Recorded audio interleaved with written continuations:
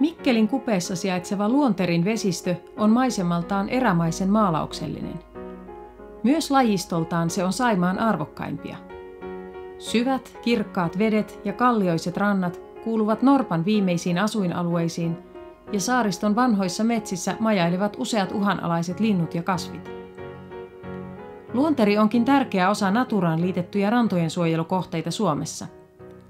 Luonnontilainen järvialue on saanut suosiota myös retkeilijöiden melontakohteena aina ulkomaita myöten. Koko Suomen niin kuin PR on meidän puhas luonto.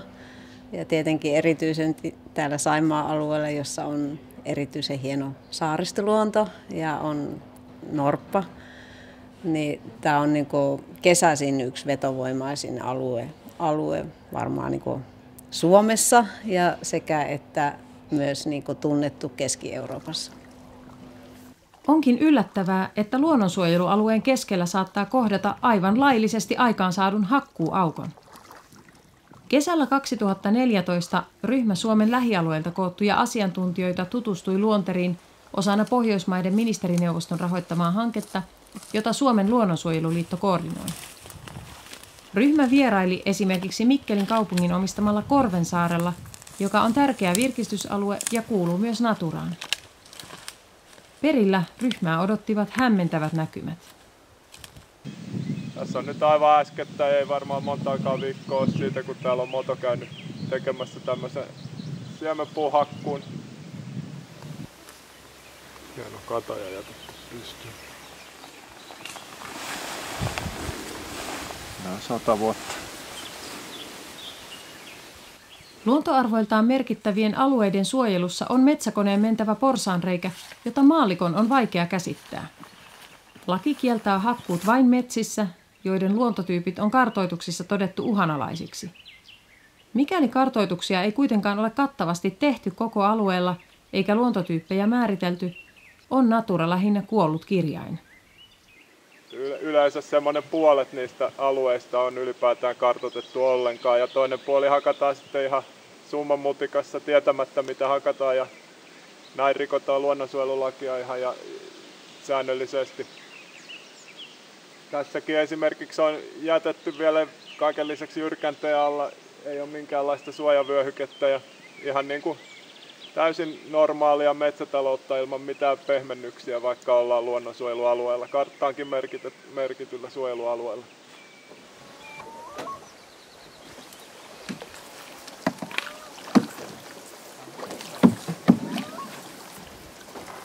Это сплошная рубка размером около 5 гектар. Она имеет четкую коммерческую направленность и практически не содержит заботы о сохранении биоразнообразия.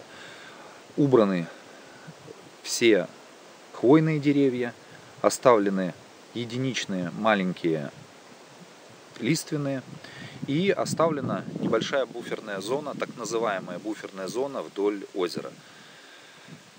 Она от 1 до 3-5, 10 метров. В чем ее смысл, достаточно сложно себе представить, поскольку она играет минимальную функцию охраны леса вдоль водных объектов. Suomalaiset metsäyhtiöt ovat ilmoittaneet, etteivät osta puuta luonnonsuojelualueelta, vaan suosivat sertifioitua eli kestävästi tuotettua puuta. Paradoksaalista onkin, että myös Natura-alueella hakattu puu voi nykytilanteessa saada tällaisen sertifikaatin. Niin kauan kuin kartoitusta ei ole tehty, metsä on vapaata riistaa. Suomessa niin tämmöisiä alueita jo pelkästään rantosoma-alueilla, mitkä kuuluu Naturaan, niin on kymmeniä. Ja puhutaan siis tuhansista hehtaareista, mitä ei ole edes kartoitettu. Ja tämä pääsyynä on se, että ympäristöhallinnon rahoja on karsittu niin paljon, että ei heillä ole mitään mahdollisuuksia palkata biologia maastoon tekemään kartoituksia. Ja myös se, että Etelä-Suomen metsäsuojelurahoja on leikattu niin paljon, että tämmöisiä arvokohteita ei useinkaan ole sitten varaa lunastaa. Luonterin alueen matkailuyrittäjä pitää epäselvää suojelutilannetta ikävänä, sillä alueen arvo retkeilijöille riippuu luonnon koskemattomuudesta. Patikoiminen ja melominen ovat kasvavia trendejä sekä Suomessa että Keski-Euroopassa. Luontomatkailusta kiinnostuneita matkanjärjestäjiä tulee tutustumaan alueen tarjontaan aina Japanista ja Kiinasta saakka. Kyllähän ne niin kuin ihmettelee sitten, että minkä takia siinä on niin kuin esimerkiksi niin kuin yhtäkkiä, jos on semmoisia oikein selvärajaisia rajoja niin kuin horisontissa, niin ei ne niin kuin ymmärrä. Ja toisaalta kun tätä myydään esimerkiksi Saimaan näitä saaristoja, niin Natura luonnonsuojelualueella, niin sitten ne ihmettelee, että no, miksi siellä voi olla tuommoisia näkymiä. Kun muiden muassa Mikkelin kaupunki hakkaa omia suojelumetsiään Luonterilla, toimii se luontojärjestöjen mielestä lyhytnäköisesti haaskaamalla ainutlaatuista luonto- ja matkailupääomaansa. Suomen luonnonsuojeluliitto toivookin, että suojelusäädösten päivitykseen ja kartoitusten tekemiseen suhtauduttaisiin vakavasti, jotta Saimaan arvokkaat saaristot ja muut natura-alueet tulisivat suojelun piiriin myös todellisuudessa, eivät ainoastaan paperilla.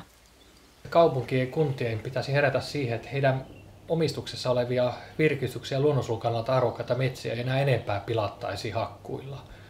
Että hakkuiden sijaan niin tietenkin olisi toivottavaa, että nämä maanomistajatahot tarjoisivat maitaan Etelä-Suomen metsien suojeluun ja samalla sehän on satsausta myös luontomatkailuun ja virkistykseen, koska juuri nämä natura-alueet on usein niitä kaikkein vetovoimaisimpia paikkoja, mihin ihmiset suuntaavat sitten vapaa-ajan liikkumistaan.